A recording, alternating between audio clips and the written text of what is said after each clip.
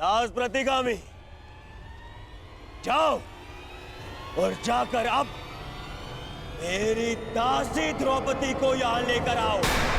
जाओ। दुर्योधन, तुम अपने सीमा का अतिक्रमण कर रहे हो। वहीं पूर्ण विराम लगा दो। दुर्योधन, तुम इस भांति एक स्त्री का अपमान नहीं कर सकते। सावधान दुर्योधन। आप अपनी प्रतिज्ञा की सीमा में बंधे हैं पितामह। आप अपने वचन से बंधे हैं आचार्य। और तुम कर्ण मेरी मित्रता के बंधन में बंधे हो कर्ण।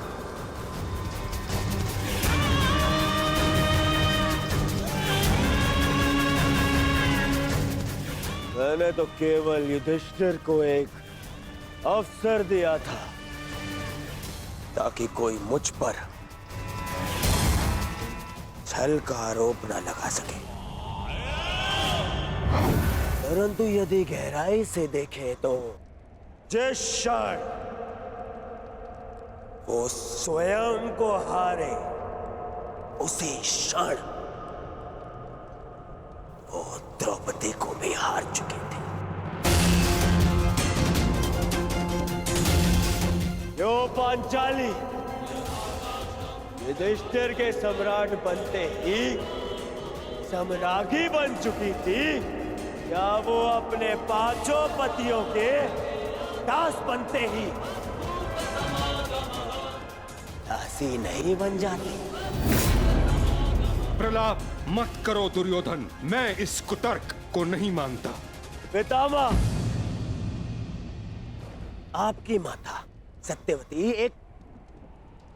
एक मछुआरे की कन्या थी, परंतु महाराज शांतनु से विवाह करते ही रानी बन गई है ना? दुर्योधन,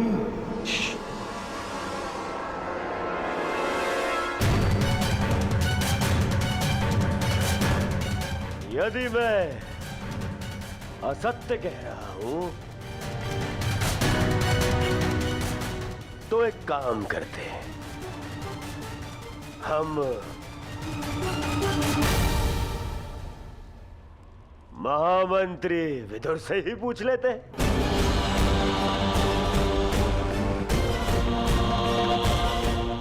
महामंत्री विदुर, आप ही बताइए, धर्म क्या कहता है?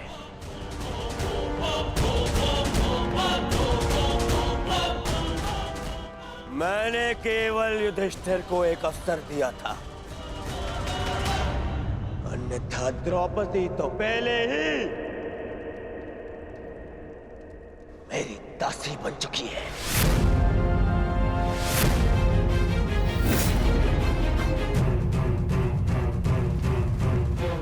तो एक और दांव खेले और या ये स्वीकार कर लें कि द्रौपदी मेरी दासी है।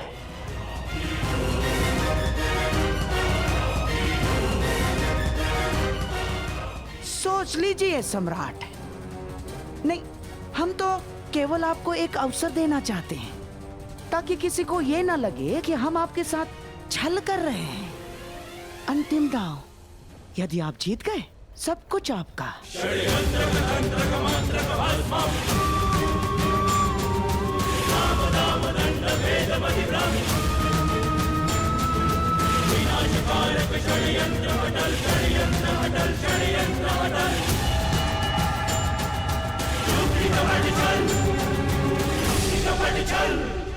मैं पांचाली को दांव पर लगाता हूं।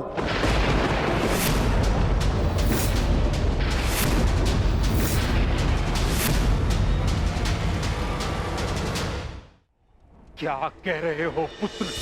यदि मैं ये नहीं भी कहता पितामह, तो भी पांचाली को दासी के समान जीवन यापन करना होता। और यदि मैं ये चाल जीत गया तो पांचाली के साथ साथ अपने अनुजों और इंद्रप्रस्थ को पुनः प्राप्त कर लूंगा पितामह।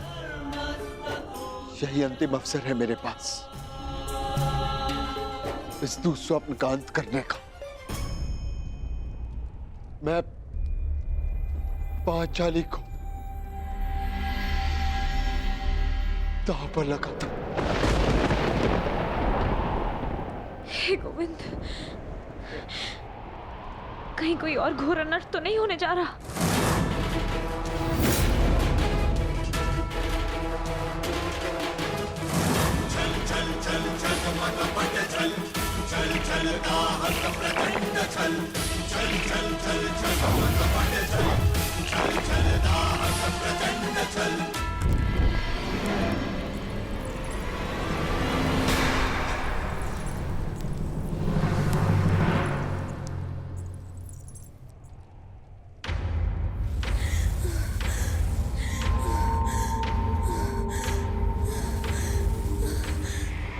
वस्त्र का इस भांति जलना, ये भी एक अपशगुन है।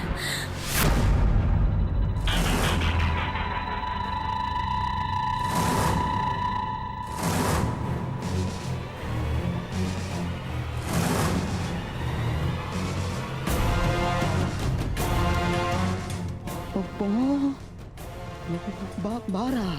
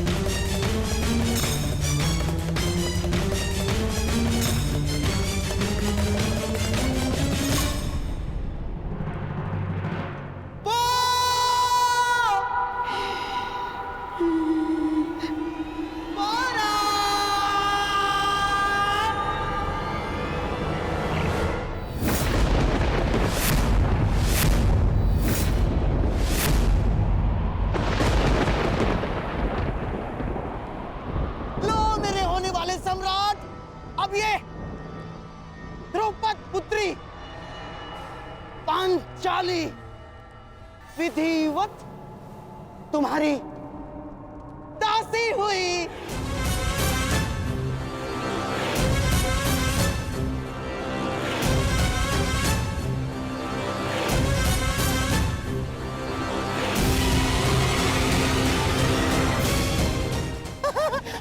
ना, मेरा श्वास, मेरा ध्यान, मेरी आस, मेरा अभ्यास है तू दुर्योधन। हाँ मामा, हाँ मामा।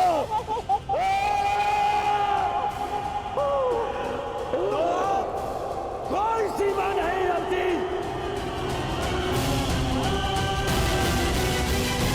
तुम जाकर अभी इसी क्षण दासी द्रौपदी को हमारी सेवा में प्रस्तुत करो। जाकर कहो